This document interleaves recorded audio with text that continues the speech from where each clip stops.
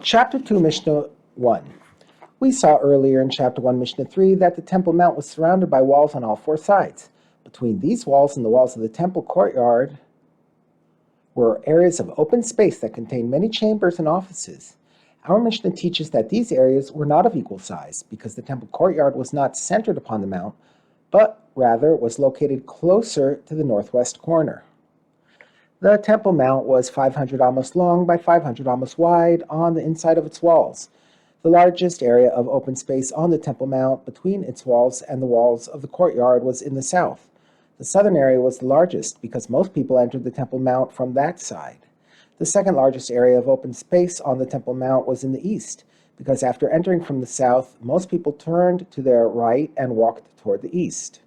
The third largest area of open space on the Temple Mount was in the north, and the smallest area of open space on the Temple Mount was in the west, out of respect for the divine presence that dwelled there in the Holies of Holies. The chambers and offices of the Temple Mount were not distributed evenly around its four sides. Rather, the larger the size of the open area of a section of the Temple Mount, the more it was filled with buildings and used for temple purposes.